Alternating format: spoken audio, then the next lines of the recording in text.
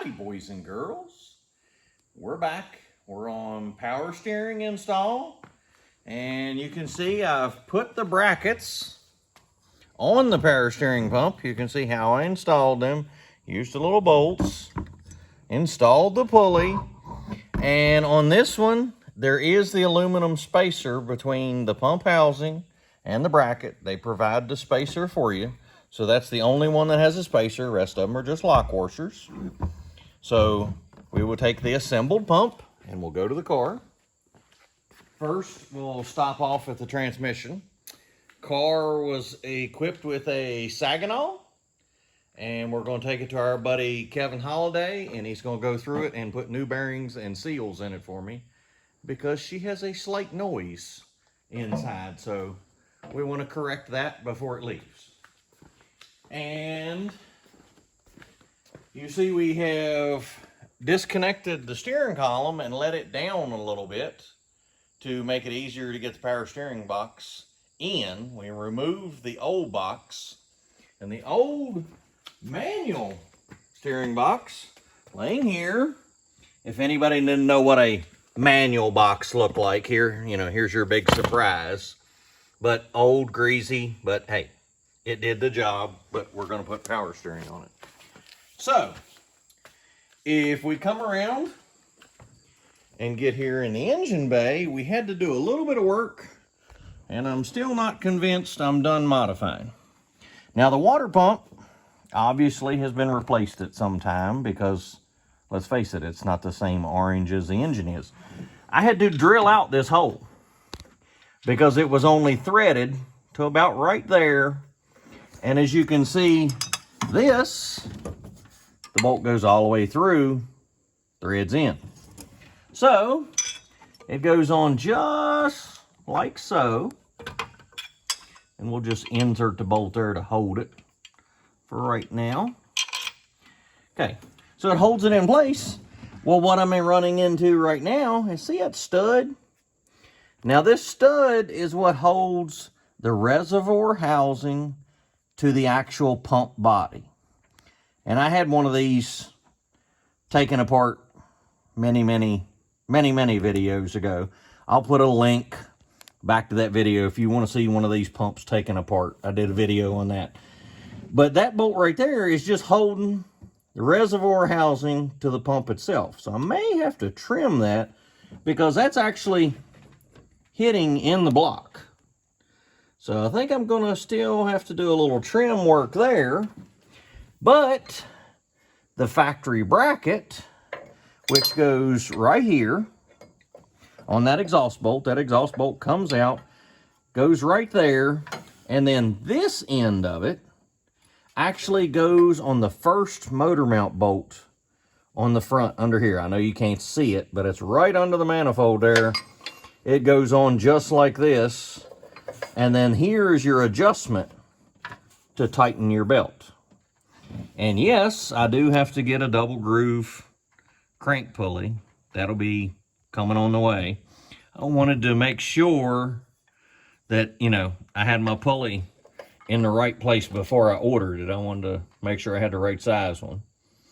But yeah, so the install's going pretty good. I haven't put in the steering box yet. It's still laying over in the floor.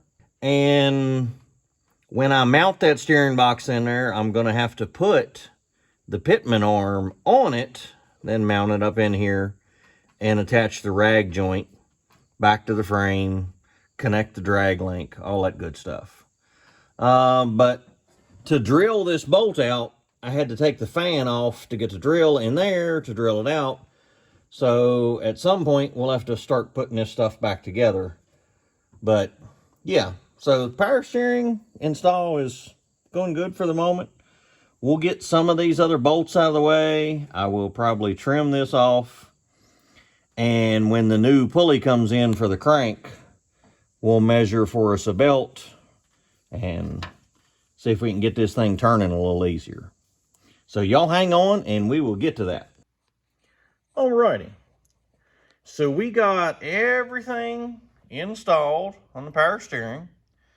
And I know we weren't doing a numbers matching kit, but that just happened to be the one I bought that was supposed to be going for a correct car.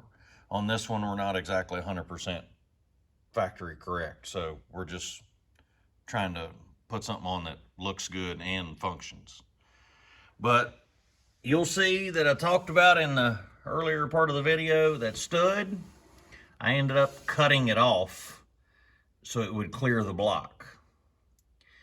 And I ended up putting spacers, well, washers, in behind that bracket to get the pulley to line up. I don't know if the camera can see to get it to line up, but it would, if you bolted that up without those spacers in behind that bracket, it actually kicked the pump off and wouldn't line up the belt. I mean, I didn't try it, it didn't throw off the belt, but it was visually out of line enough that I knew it was gonna be a problem.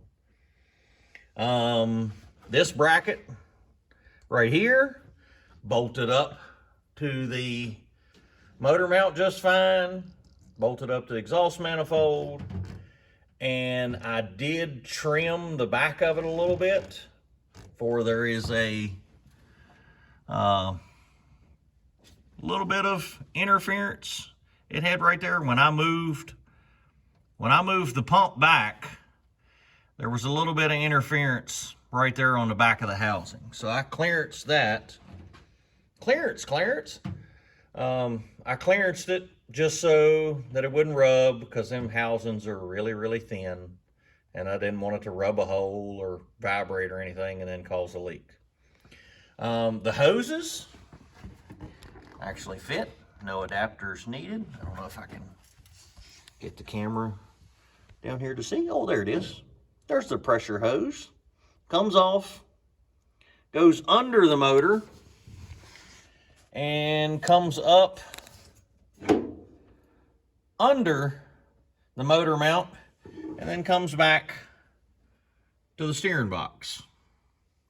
So, and there's the rag joint. That was probably, getting that to line up and bolt in was probably the hardest part of the whole install, and mainly that's probably just because I hate rag joints. I really don't like rag joints. I try to replace them with universals everywhere I can, but that one still had the stock steering column in it, so that wasn't anything we did. But overall, yeah, this install went great. Power steering works flawlessly. Like I say, other than cutting a few bolts, and I'm not sure, I don't see why that water pump wouldn't be a factory water pump, but I know it'd been replaced. And maybe if it was the correct 69 water pump, maybe that mounting would have been a little bit different and the pump would have mounted, you know, who knows, whatever. But if you buy this kit, just be aware of that you may have to, you know, adjust things a little bit. But overall, I would give this kit, I would say, a B rating. It got a B because I did have to cut some stuff, but it does function, it works. Everything did install. They didn't have any instructions, but I mean, it kind of, there was only really one place stuff went, so yeah. But yeah, I would give the kit a B rating. So would I buy it again? Probably, yes, I would buy it again. I would just know ahead of time that, hey, I'm gonna have to change some stuff. So yeah, so I'm gonna walk you over here and we're gonna show you everything. Well, there's the brake master cylinder. And I'm gonna walk you over here and I'm gonna show you everything we took off this car.